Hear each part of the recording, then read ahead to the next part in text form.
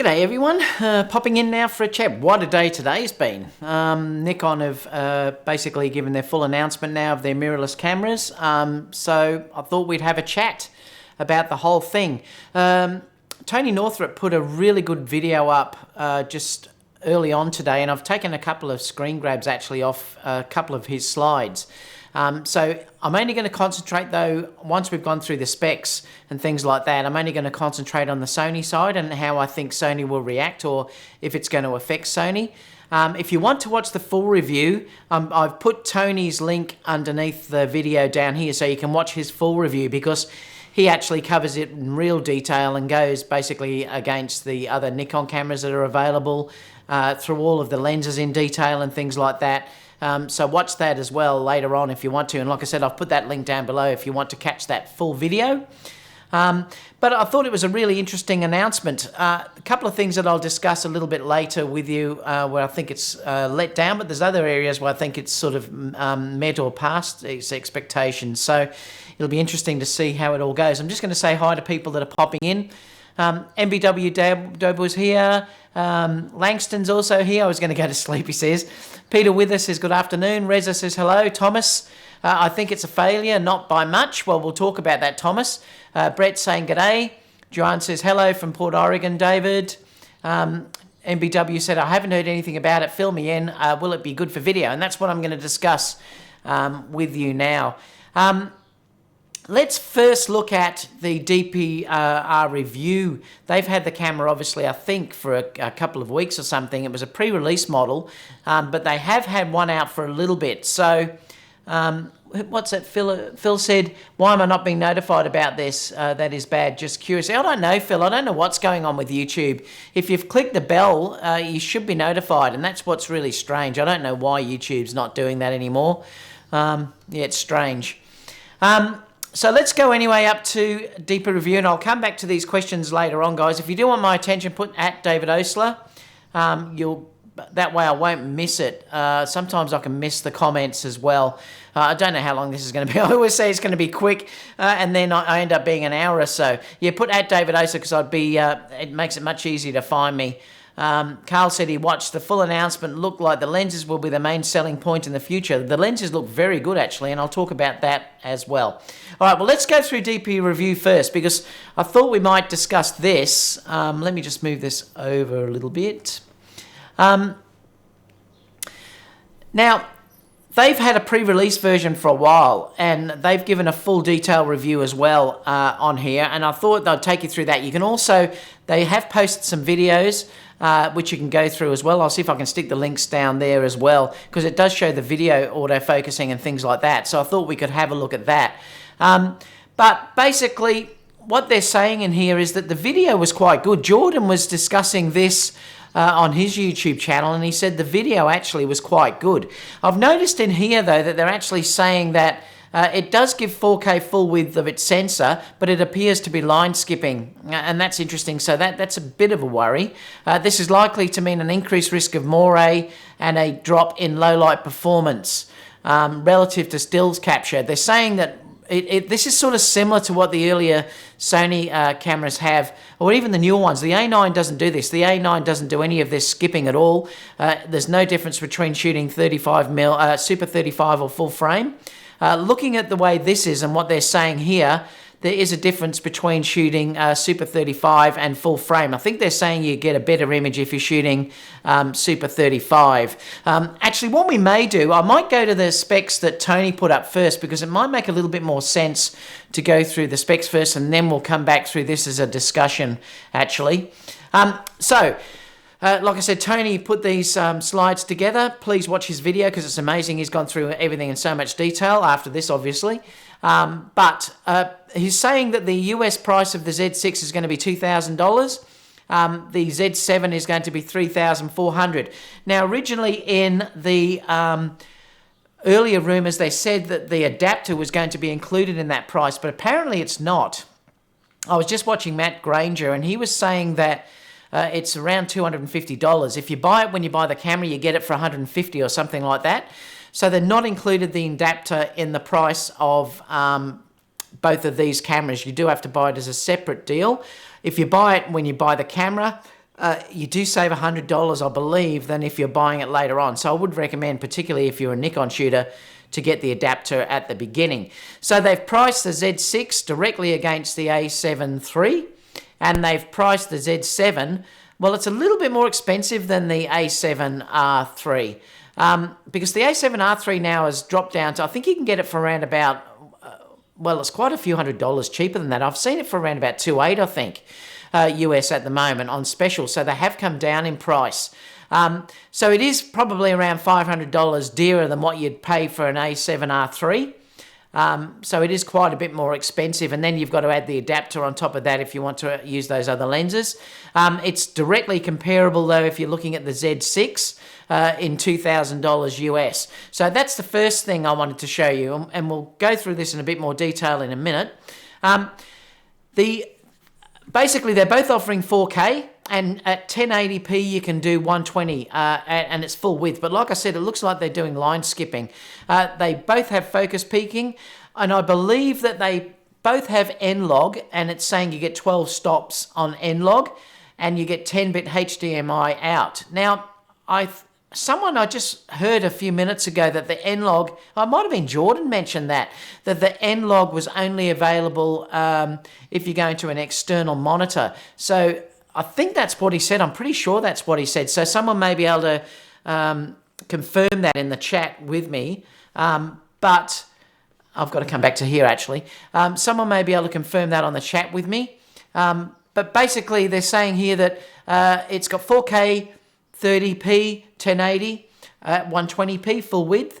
Both have focus peaking, and I believe you can change the color of that to red, yellow, or whatever white you'd like to go to. It has N-Log, which gives you 12 stops, but I believe Jordan said that you had to do that to an external recorder. I don't know why that's the case, but I'm sure that's what he just said.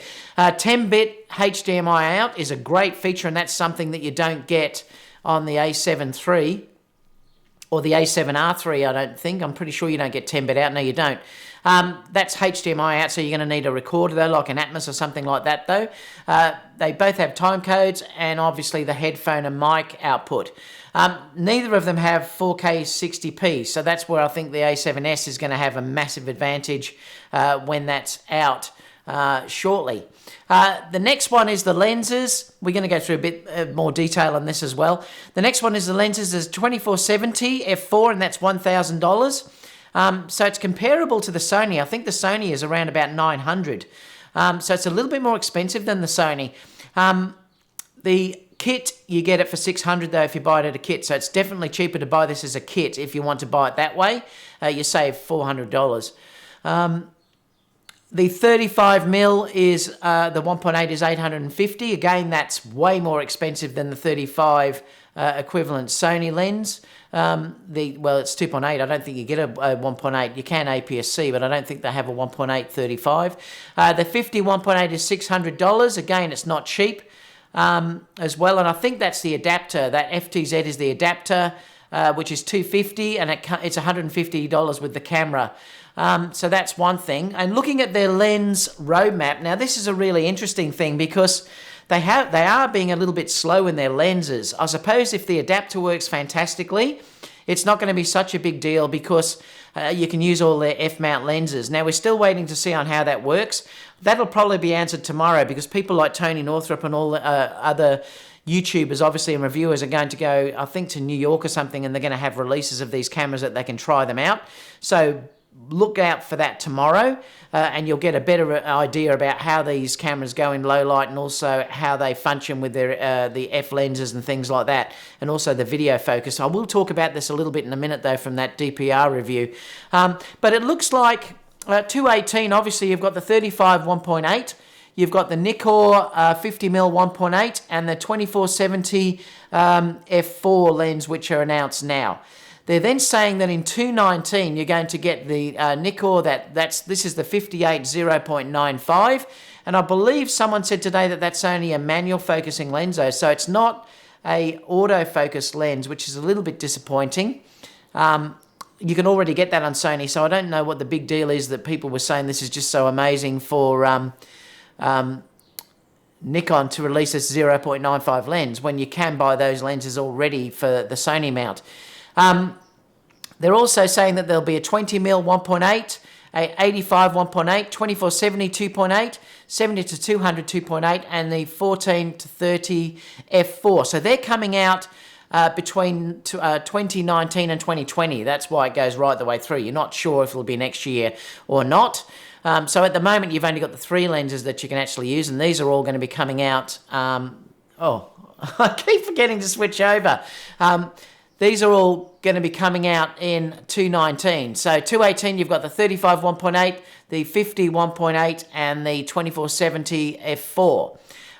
2019, you've got the 58mm 0.95, 20mm 1.8, 85 1.8, 2470 2.8, and the 30 200 2.8. 70 to 200 2.8 I mean, and the 14 to 30 f4. Now they're saying that these lenses are made as an S-mount lens. They're actually saying that these are going to be their best quality lenses that Nikon produce, so they're apparently better than any F-mount lenses or anything like that. So these are directly related to being like the GM lenses for Sony, and they'll probably be priced accordingly. So I think you're going to find that they're going to be similar price to what the Sony G-mount lenses are, or they may be even a little bit more expensive. But if you look back here, they're also saying that in 2020, they're going to have a 50 1.2, that'd be lovely, a 24 1.8, and a 14 to 24 2.8. So boy, you're waiting a fair while to get that wide angle lens in 2.8.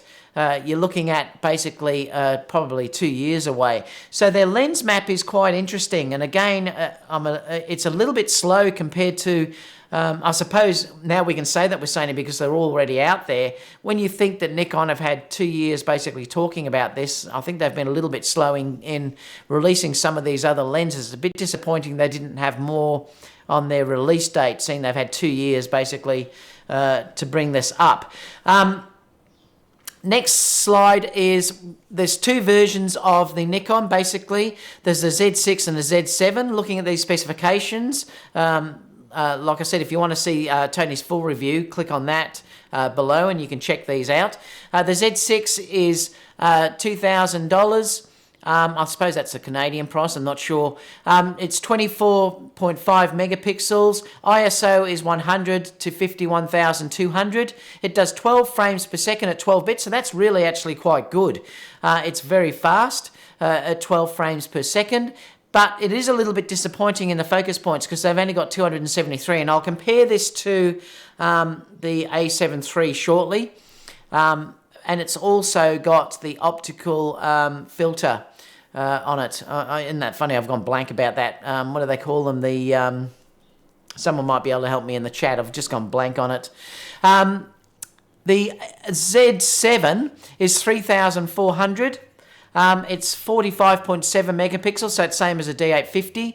ISO is obviously better than the Z6. It'll run from 6,400 to 25,600. It drops in your frames per second, which is understandable, I suppose. It's saying it's such a much bigger megapixel in size. It's 9 frames per second. And it also has the no optical low pass filter. That's what it is. I just remembered. So the Z6 has the optical low pass filter. The Z7 has no optical low pass filter. Some wedding photographers prefer the optical low pass because you don't get moire and things like that. Whereas if you're dealing with the Z7, which might be used more for landscape and things like that, you want to get rid of the optical low pass filter because the image is slightly sharper. And you also have FX or DX video on the Z7. Now comparing the Z7, which is their higher rank model, to the A7R2, the Z7 is 3,400. According to Tony here, the A7R is 3,000, but I think you can get it slightly less than that at the moment. The Z7 has 9 frames per second. The A7R has 10, so it just beats it, but they're pretty close on that. Focusing points, the Z7 is definitely better in focusing points than what the A7R3 is, where you've only got 399 focus points as against 493 focus points on the Z7. But you'd expect that because the A7R3 has been out for quite a while now, so you'd expect that to be better in that regard. Full width FX video, full width bin video, but according to the DpReview, you do have to use it in FX mode to get the best results. So I think they're probably going to be fairly comparable in that aspect. These are areas where it's in front though. It does have a internal intervalometer. I don't know why Sony have taken that out. The top screen is nice if you need that. I don't think it's really that necessary though, because look, even if you're shooting down low, I pull the screen out and you can see all the controls on there. I noticed Tony said that he loved that idea though, and we'll look at that in a minute when we can look at some of the pictures, but I suppose it's an advantage. I would have preferred some more controls on the top though, rather than have that. The weather sealing apparently is as good as their D4, the D4s apparently, or the D850, so the weather sealing is going to be better than what Sony have with their cameras. I've never had an issue though, but the weather sealing is going to be better in the Z7 than what it is in the A7R3, and obviously bigger controls if you like that. A couple of massive things though too now at the moment. Well, the Sony has more lenses, definitely at this stage if you're talking about native lenses. If the F-mount adapter works really well, that doesn't mean anything, because obviously you can use all of the F-mount lenses, but there's definitely more Sony lenses available. And IAF, for some reason, and I'm not sure why, the Z7 or the Z6 doesn't include IAF. I think that's a real downside to it. I love using IAF. That's one major thing there. And also the dual SD cards is missing. And this is one huge thing now that I've changed my thinking completely over the last few months since I've had the A9 and the A7 III that have the dual cards. I always used to believe it was never an issue because I never had a card fail on me, and I used to say that it never bothered me at all. But as you know, the people that have been following me know that I did a dance recital where it was a critical paid job, and I had a card fail. And luckily, I was shooting it with the A9, and the backup JPEG files that I had on the second card slot saved me in that shoot. I would have been in real trouble if I only had one card slot, and that's changed my whole thinking now.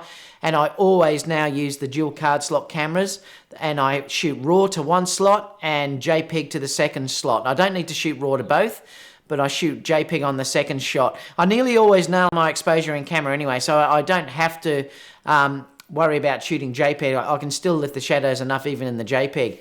But the thing now is I would not want to go back to shooting single card slots, and I cannot understand why Nikon have not put dual card slots in those two cameras. I think that is a real fail, particularly if you're shooting wedding and events. Or even any paid job really now, because like I said, it's happened to me, and it's only happened once though, but it did happen, and it saved me because I had those dual card slots. So I do think that's a real issue that Nikon have left that out.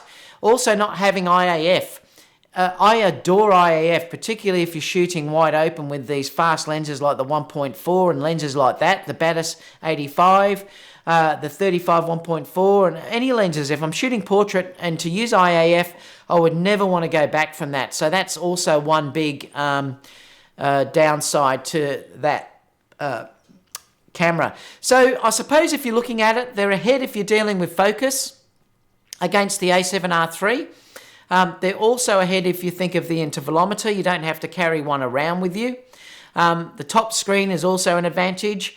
It will be better weather sealed, and the controls I think probably are going to be a little bit more ergonomic than probably what they are on the Sony, but I don't have an issue with that.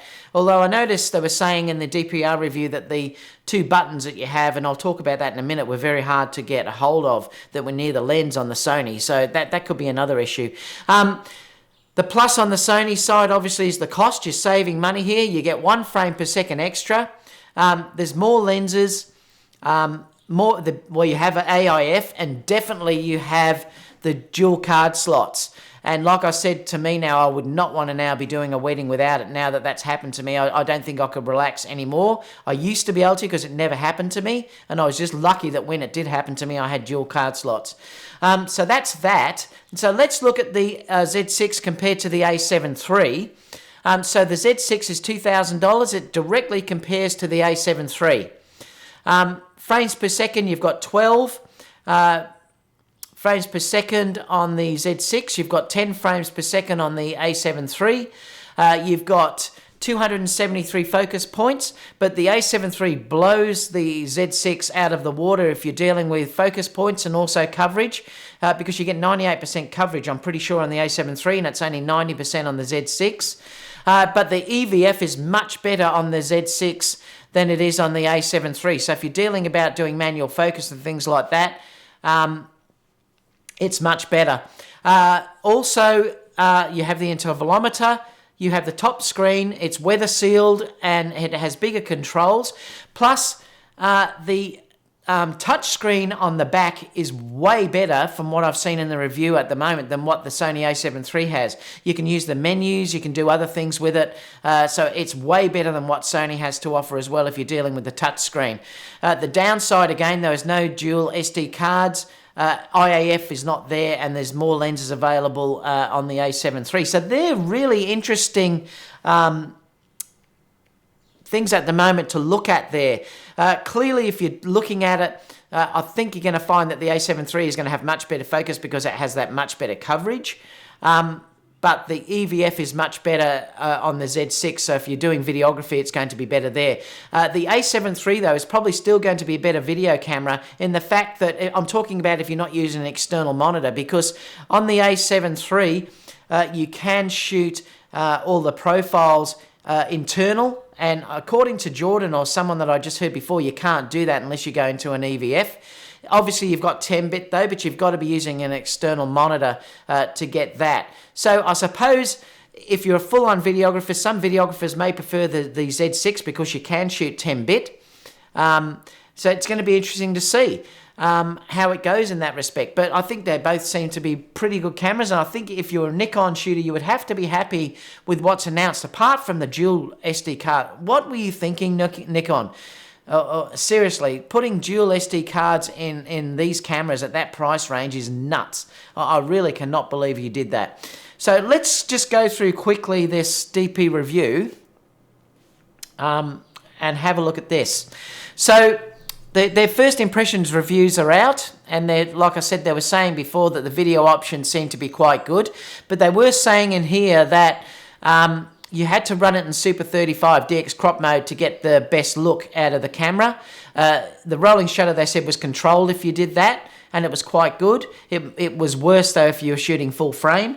The Sony A9 is the only camera that I've seen so far that does not have a difference between shooting Super 35 and the full frame. It's identical to me. And they're also saying here, too, that it was line skipping. Where was it talking about that? Yeah, it's talking about it here. You can see here that it says, but it appears that there's line skipping only using certain rows, and that's what line skipping means. It's not grabbing it all at once. So that's a bit of an issue. Now, we're going to have to wait until we see the full-on reviews. Remember, this was a pre-release version that DpReview have done here, so they might have improved it since then. What else are they saying? They said that we generally find the rolling shutter isn't too bothersome, so that's a really good thing. So clearly Nikon have really upped their game in video on this camera, particularly if you're dealing with the autofocus, and we'll talk about that in a few minutes.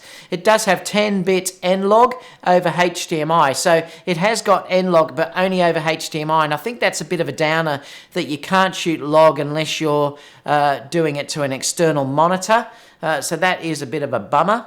Focus peaking in 4K, I think they're saying works well. It has time code. It also is saying here it has better video processing. Now, the focusing video was actually quite good. If you click on that video, I'm not sure if this will actually start playing, but they were showing the video autofocus is really good on this. And there's an interesting thing, and I'll tell you about this in a second. They were also shooting, I think, continuous shooting in stills as well. So this is the continuous tracking. Now, the comment that they've made, which is really interesting, is they've said autofocus in video is up there with the best. Tracking and refocusing on subjects is intuitive and reliable, besting what Canon and Sony offer. So I think that's one of the main things I wasn't quite sure about how Nikon would have handled this, was their autofocus going to be any good? And it looks like they have nailed the autofocus in these early tests. We still have to wait to see how they are with their f-mount lenses, but it looks like if you're dealing with their native lenses that they have really done a good job with the autofocus. And using the touchscreen on the back seemed to be very intuitive and work really well with tracking. So I think they've probably done a very good job and much better than what I thought they would have done in that respect. I suppose the downside is you've only got the N-logs if you're dealing with that external recorder, but you have got 10-bit recording, which Sony don't have, and it's going to be interesting to see if Sony can possibly do something about this in firmware. I'll probably now be offered in the A7S III now. I think you could say that's probably almost certain. I'd be really surprised if they don't offer 10-bit recording. They may even offer internal bit recording now, so we're going to have to wait and see. So video-wise, I think they're saying that it's actually pretty good. They're saying it's comparable to anything that Sony and Canon have to offer. So considering how bad Nikon was before, they've done really quite amazingly well with this. I'm just scrolling down to see if there's anything else that we need to look at. No, we'll go into the... Oh, oops, forgot to switch over as well. Yeah, they're saying in here that focus peaking works well, timecode is fairly good, better video processing. I'm going to play you this video again because I don't think I switched over. You can see here how it works. Let me just rewind it. It'll take a second to start playing again. You can see how it's tracking here. So it looks like it's working quite well. It really does seem to grab on fairly fast, and it's tracking him as he's moving right open. They're also saying the AF, if we look down here, they're also saying autofocus in video is smooth, decisive and fast. It is intuitive to select a subject by tapping on it in the auto AF area mode, and the performance in our limited testing matches the performance of the best video autofocus systems we've tested. This is a huge step forward for Nikon in the video area. So that's really good news for this camera, I suppose. Well, I don't suppose, it is actually really good. If we click on to the next thing, body and handling, this is where they were saying that the buttons were quite hard to touch. He found it quite hard to actually touch those two control buttons at the front. They're saying the key takeaways here was that dual button behavior, especially buttons reached with the right hand, highly consistent with the existing digital SLR model. You can see that there where the buttons are there, although they're a bit more pronounced there than what they are on the mirrorless camera. Viewfinder remains highly detailed in all shooting modes. Buttons are highly customizable, but dedicated AF mode button is absent, like you can see in the Sony. Comparable with existing batteries, so they're using that still, the EL15 battery. So that's really good news for everyone. You can see the size down here if you're looking at it in your hand. This is where I think they were saying that the buttons were very hard to touch next to the lens mount because there's no gap really in between there, and they were finding it hard to use the buttons. The viewfinder apparently they're saying is amazing. It's 3.69 million dot display, giving 1280 by 960 resolution. This is where though I think Sony's going to up them when they bring out their latest 5.6 megapixel one. That's going to blow that out of the water. But we're waiting on that to still be released probably in the A7S III. You can see here how the dial, that LCD on the top is going to work. I suppose that's good, but I would have preferred probably another dial or something up there. You could have put up there like ISO or something or other rather than have that, because I think on a mirrorless it's not really needed, but that's my personal opinion, because if I'm shooting down low I always lift out the screen anyway, and all those functions are available on the back screen anyway. But you let me know what you think about that. A lot of people may love that. I know Tony said he loves that feature there. Everything else, basically, I don't like where the record button is. I think that's a bit clunky and a bit awkward. I definitely prefer that on the back or somewhere like that there where it's easily accessible. This wheel now, yes, has been confirmed that it is a multiple. You choose different things depending on what you've selected over here. If you're in aperture mode, when you press the compensation button, that will change that. If you're dealing with your normal manual, this will be your shutter speed or your aperture speed. So it looks like the ergonomics are really quite good. buttons on the back. There's a joystick. The screen, unfortunately, is just like the Sonys. They haven't had a full articulating screen there. These are the two buttons that they were saying is very close to the lens mount, though, and quite awkward. That's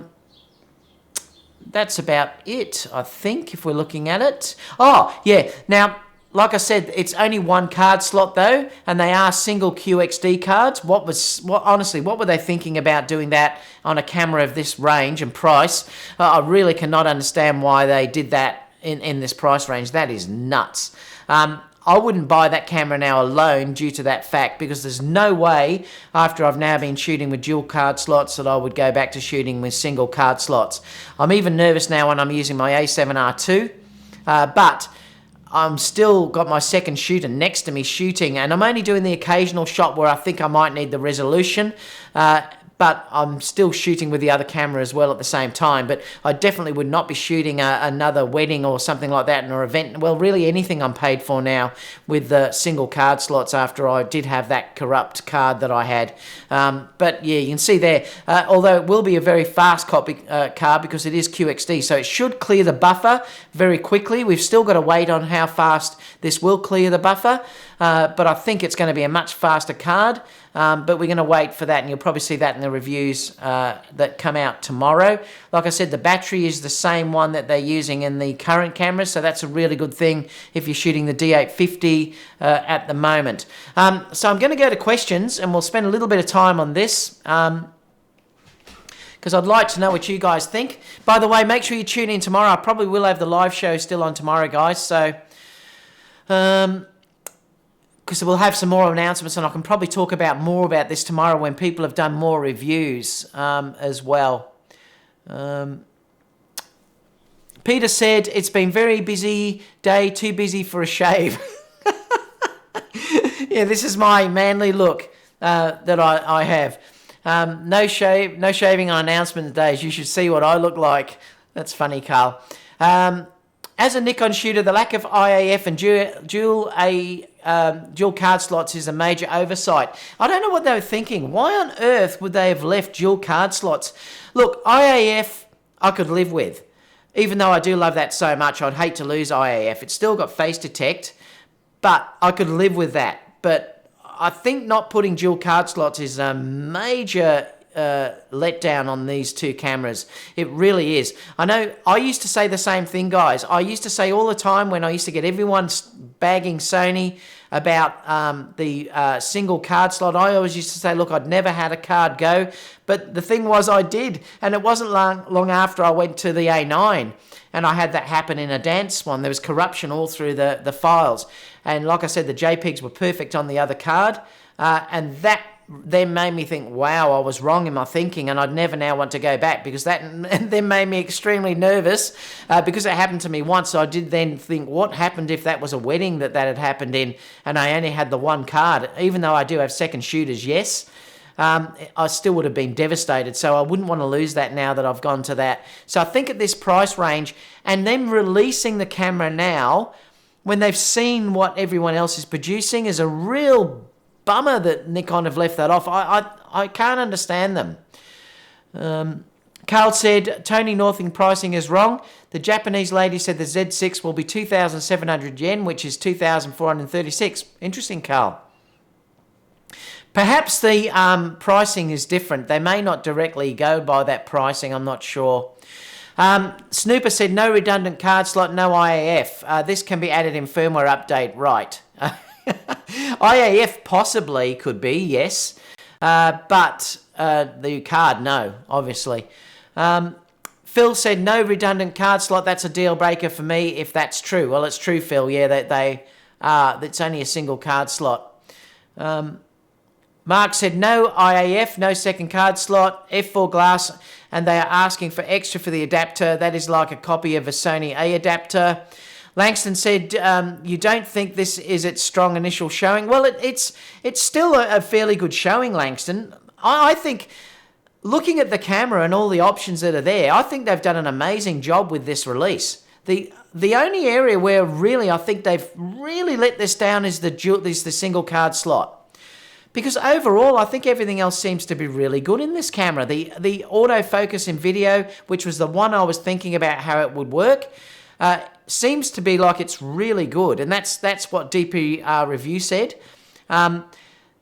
So that's quite interesting. Everything else seems to be nice about this camera, but could you use this? Would a professional now want to use this? No.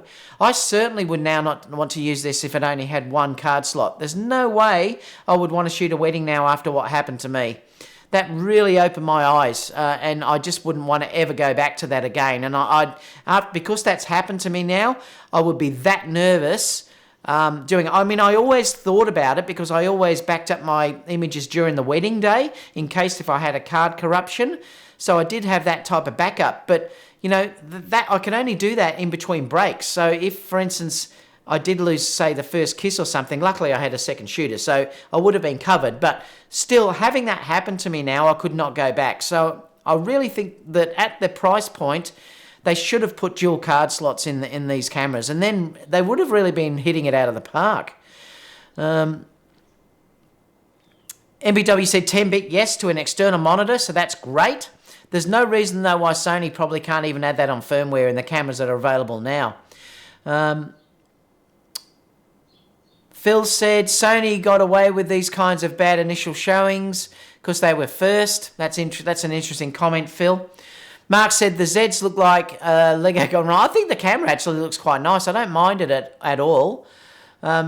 Mix said, I actually think Nikon did a good job. I have an A9 and I kind of want the Nikon.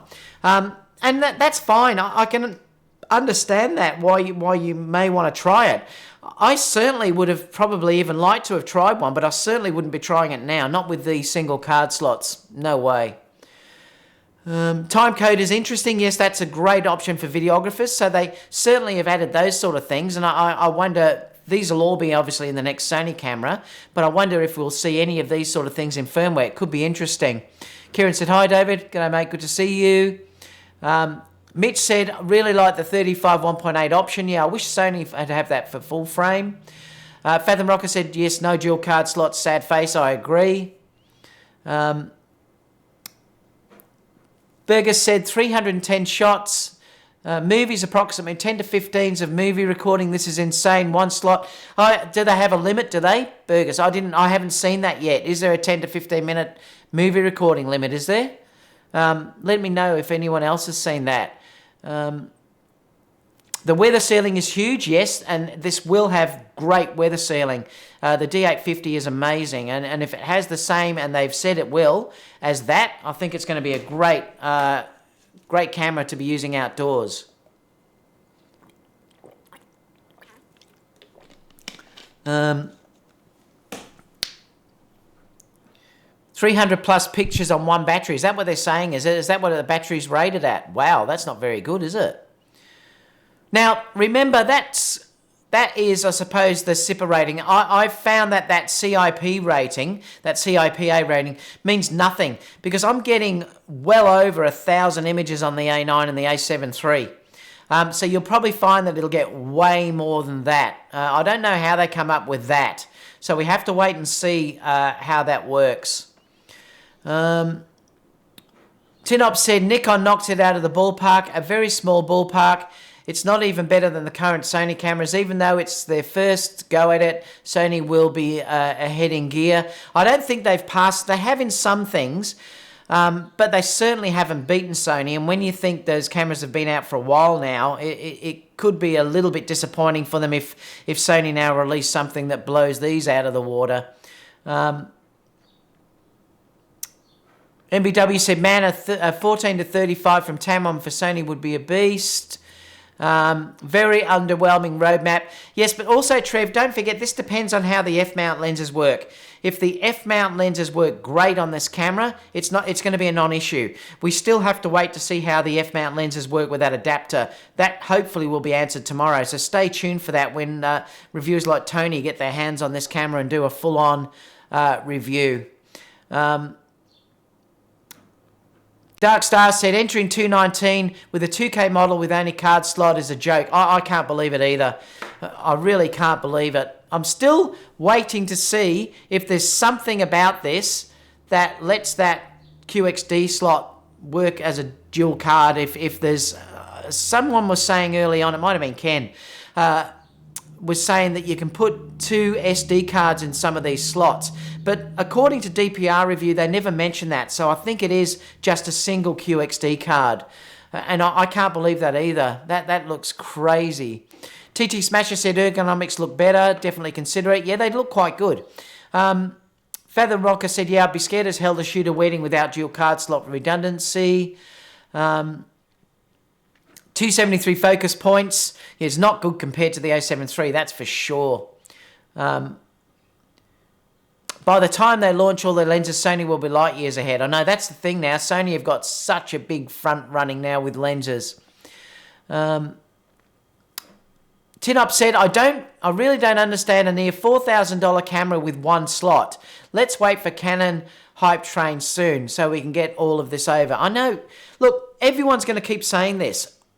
Nikon must have known that that's what people would be saying. Now, have they done this? And this is what I was hoping that would not happen. I was so hoping that Nikon didn't hold anything back. Because remember, like I said to you all along, I want this camera to really succeed. Because I want Sony to be pushed like crazy to give us better things. And now they've held back on this for sure. Only giving one card slot is a direct thing to say you need to go to a digital SLRs to get the dual card slots. And I think that is a big mistake. Berger said 12 frames per second only compressed. Low pass filter, yep, I'll work that out eventually.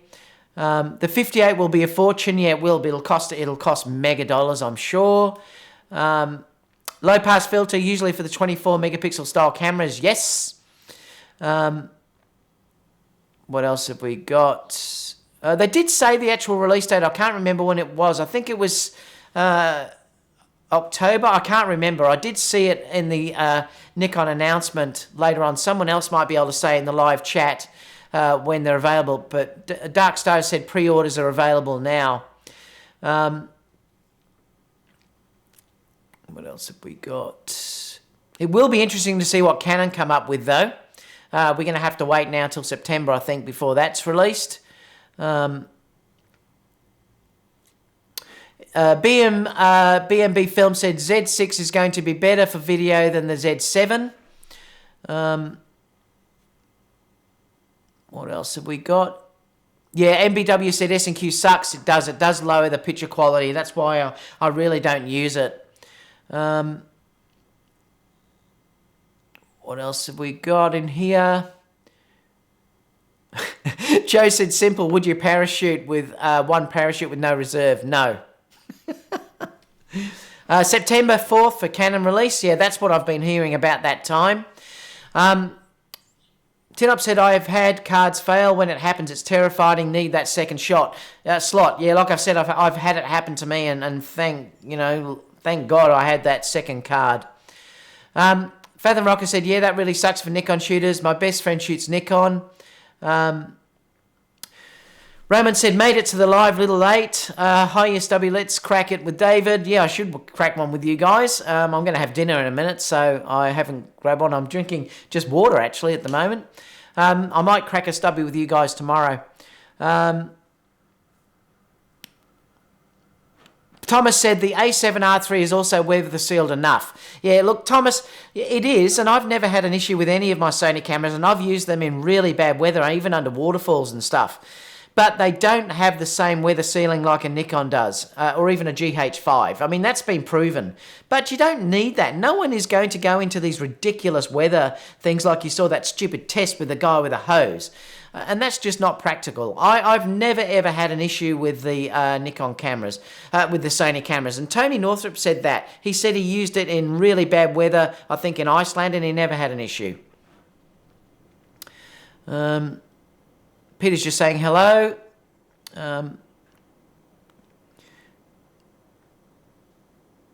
What else have we got? Peter said, I like the Nikon the Z6, but dislike the price. I'm waiting for a year for a used one to pop up for under 2,000. Wait a second, the EVF on the Nikon is 60 frames per second only. Oh, okay, that's interesting. See, I haven't seen all of the specs yet, so I'm like you guys. I'm just sort of learning of everything that's available too. Thomas said, do you think the 55mm mount will make the f-stops different?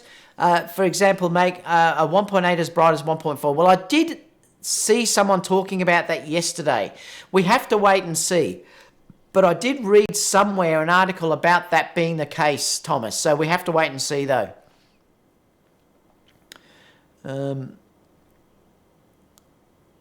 What else have we got? Single slot, no eye autofocus fail. Just trying to see some other things that are up there. Carl said correct pricing is the Z6 is 2466 and the Z7 is 3945, which makes it quite a bit dearer, doesn't it? That's interesting. Peter is also saying, yeah, 25 for the Z6. I'm just trying to see if there's other things. Jay Stazzy said QXD is the future. It is a much better card. I mean, it's much faster and it's much more robust too than what you can get through your normal SD cards. But it's quite a bit more expensive though too. But yeah, it may be the future. But only having one is the big downfall here. They should have even had an SD card as the backup card. Peter says, the lady at the event said the Z6 was 2.5 and the adapter was 330. What else have we got?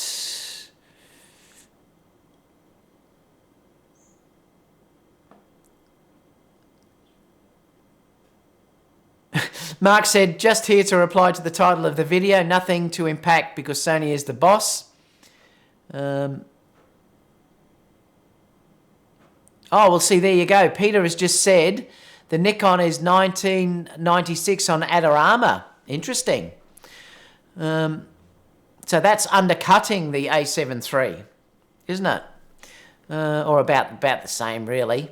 JZ said 10-bit 422. I mean, it's definitely going to be strong in that video aspect of it. MBW said, yeah, Sony has to have 10-bit in the A7S III. It will. I'm sure it will.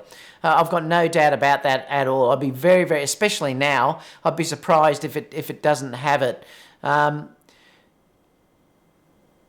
saying SD Express cards is the future, smaller form memory, faster and more capacity. Jay Stazzy says it works with manual AF only. That's the fast lens you're talking about. Is that correct? No 4K 60, yeah, and I didn't expect them to have 4K 60p in it. It's disappointing that the higher end model doesn't. That's where Sony is going to blow that out of the water if you're talking about a video camera. Lower prices are for pre-order, okay. And the adapter is 247 as well, okay. Rated battery life, someone was saying 330 shots. But I'd take that with a grain of salt until you actually see it in use because I don't know how they work that out. It never seems to be really the way it works. What else? Just trying to scroll down and see if there's other interesting things. I hate when it skips like that. It jump right down. Where were we?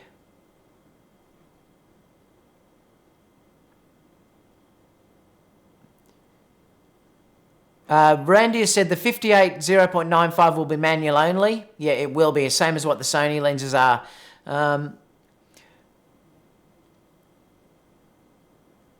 What else have we got? Dual card slots is in for the next version, probably, but I still don't understand why they would have left that out. Sharif said, any idea when the A7S release? Well, I think it's going to be probably announced at Photo Keynote. I think they're still waiting on to see what Canon have to announce. I think that's probably what Sony are now waiting on, to see what the competition has, and then we'll get an announcement from Sony. They did say on Sony Alpha Rumors, and I'll talk about that tomorrow a little bit, that there is a potential new APS-C camera coming out, but I'll talk about that tomorrow. And they were saying that was going to be announced within 2 weeks. Still, the A6 with the 5-stop IBIS pattern from 4K 10-bit out is great for the a 43mm sensor. Yeah, we still don't know how good the IBIS works. They're saying 5 stoppers against the A7R3, which is 5.5. I don't know how much of a difference that is in real life, but it's at least it still has IBIS now. Mark said, I shoot with a Canon 85 1.2 and that is already a special shoot for me. Yeah, I'd love to get that lens too, Mark. I'd love it, actually. I'm even thinking about buying that one. Randy said the Z6 and the Z7 would be great if they didn't fail on the single card slot and low battery life, rated at 300 shots. Like I said, just wait for that, though, Randy. That may not be the case. We have to wait for that. Carl said Nikon did a good job for the first frame mirrorless. I'm surprised they didn't catch on for the dual card slots when people complained about the D750, 500. I know, I don't understand it either. I really don't understand why that's been left off. Photo Meeks in here. G'day, mate. How you going? I watched your video early on today. What else have we got? No 1.4 lenses on the roadmap, though. No, but they had f1.2, didn't they? Daniel said, yes, 330 versus 650 shots. Seems like they are 1 gen behind since it's 1900 battery versus the 22. Yeah, I mean, that's really interesting. And I never noticed that, Daniel. If that's the case, and that's a massive difference, isn't it? But, say, they used to make jokes about the Sony batteries. And this is terrible. This is sort of down to the A7R2 area, if you're dealing with that sort of shots, and they've kept that pretty quiet, haven't they? No one's really been talking about that, but that's terrible if that's the case. It's really awful. One of the main advantages for me now is I can shoot a whole wedding with one battery, and you're not going to be able to do that with this. You're sort of getting back to that the old days, and that's bad. I don't know why they didn't develop a new battery. The single slot Z7 without IAF costs more than the A7R3 is insane, I know. What else have we got? Berger said 10 to 15 minute recording is for 1 battery charge. Oh, wow. Well, that's awful as well. These are things, I suppose, that we've still got to wait and see how it actually works. But we will know eventually, I suppose, when these other tests come out. Is that Kerry? Kerry? Yes. Oh, hi. I think my wife's just popped in. Just bear with me for 1 second. Yes? I'll only be about another 15 minutes at the most, hun. That's all right. Okay. Now, say hi to everyone. So, I suppose if you're looking at that then, Daniel, yeah, we've got an issue, haven't we? Because if you're dealing with only 330 shots in stills and you're only dealing with 10 to 15 minutes in video recording, I can shoot for so long with the A9. I think I can shoot for an hour. In 4K video, so that is a huge difference. So yeah, there's certain things that aren't looking so rosy anymore if you're looking at that sort of thing. I haven't heard anyone talking about that yet, so that's really interesting. Daniel said, sure, it will be way more, but you can compare 330 for 6 in the same way. Yeah, so you're right. Bala S, there is a 30-minute limit on the video recording. Got it from Nikon site. Yeah, well, I expected that. At this stage. Photomix said, I want one. The improved video AF is super promising and will want to get my hands on those lenses, the 58mm 0.95 and the 50 1.2, etc. eventually. Yeah, and look, you're a Nikon shooter. I can understand that, Ike. I really can. But looking at that battery, it's not that good, especially for video. That's terrible if you're only getting 10 to 15 minutes out of those things. Daniel said also 5.5 shots full frames per second on the Z7 as well in live view. Jeffrey said, I knew Nikon would stuff something up. Lovely camera, marred by strange decisions. I'm holding off for the moment. Might come around to the idea of 1 card slot. QXD is more reliable than the SD. DpReview site shows a flippy screen. No, it comes up. It just doesn't. It's not a fully articulating screen coming out though. That's the problem. Dirk said these are prosumer cameras. That shouldn't matter though. They still should put dual card slots in those, even if they are prosumer, not professional cards. You're paying though. That should be a professional camera at that price range. Thanks for watching, Fathom Rocker. Daniel said the one card slot and very bad buffer means they are still protecting the D850, and I think that's definitely the case, Daniel. And I said that they're protecting it particularly with that single card slot. And I'm a bit disappointed. Well, I'm very disappointed in Nikon for doing that, to be honest.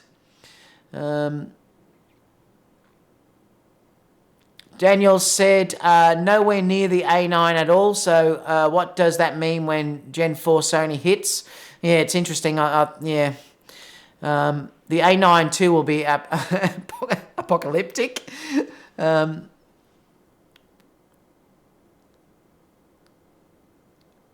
Wood said, makes no sense. Why didn't they release these cameras along with a set of dream lenses? Am I missing something? Well, I suppose they had to start from somewhere. But it is a bit disappointing that they didn't come out with one really amazing lens in this range, like that 0.95 at the startup time. They will catch up though. But remember, if the F-mount lenses work fantastic on this, it's not an issue. Randy said, if Sony announces the A7S3 in the next few days, it may completely overshadow it. I don't think they'll do it in the next few days. They're going to wait for Canon, I think, Randy. What else have we got? Because I am going to have to hurry up. It's just about dinner time. Kerry's come chasing me. What do you think about the 500 f6? Well, the quick sample shots I looked at look quite nice. Let me just scroll through and see if there's anything else that someone else is saying.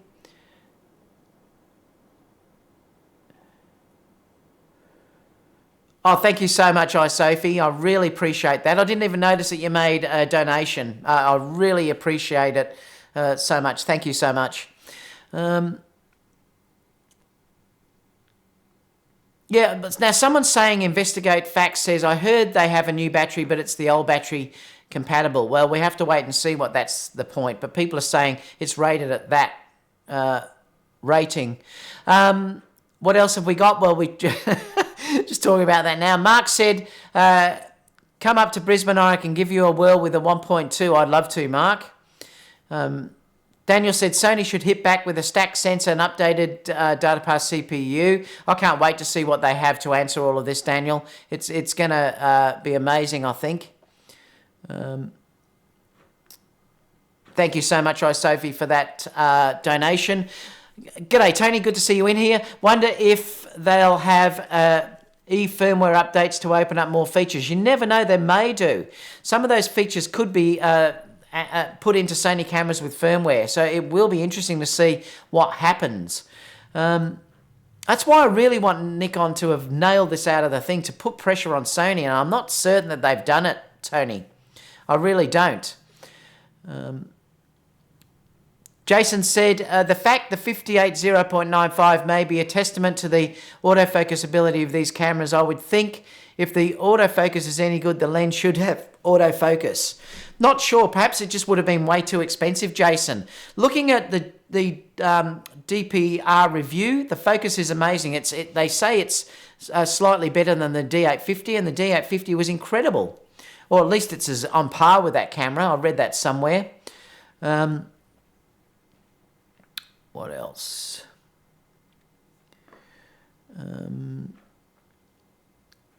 Mikhail says, no secondary memory card slot, no IAF. I'm a Nikon guy, but these absences of specs, they're never going to catch up to Sony. I'm totally disappointed.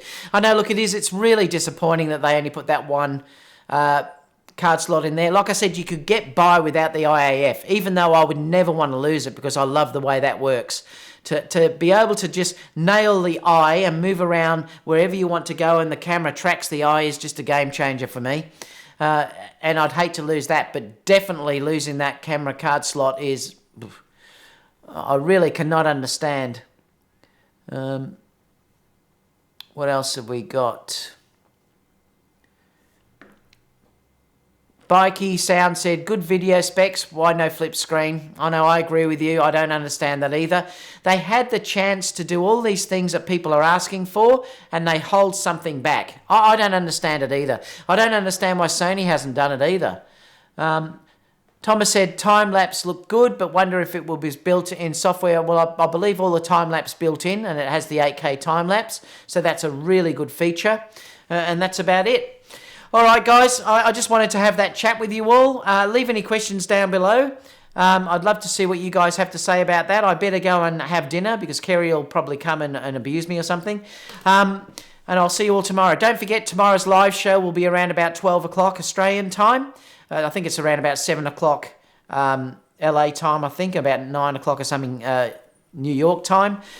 So pop into the show for that. I should then be able to have some other discussions about this because there should be some other tests out by then as well, and we can have a talk about that. But just to put it into summary, I think they've done a reasonable job at this. The camera itself seems to be quite a good design. I quite like the way it looks. The ergonomics look really good. The weather sealing looks quite good. The video looks to be quite good. The letdown basically on this is obviously the battery, according to going through this, is really weak in the fact you only get the 330 shots plus 10 to 15 minutes of video recording. The dual card slots only having one is an unbelievable letdown, and I think that's something that they really should have considered when they were making this camera. So that's not good at all, and I really think they should have done something in that regard. And also not to have IAF is also a bit of a disappointment as well. But this may stop Nikon shooters from switching over, which I think is probably what they're after. I think that's probably a good thing in that regard. I think it's a bit of a disappointment that they're forcing people to go back to their digital SLRs, though, to get those features like the dual card slots. So I think that's a bit of a downer. But overall, I think it's a fairly good release with some major downfalls in that dual card slot and the IAF as well. But let's wait until we see the full-on reviews tomorrow. And like I said, I might be able to comment on that tomorrow as well. Apart from that, guys, have a great evening or great day. And I'll see you all again tomorrow for tomorrow's live. So bye for now.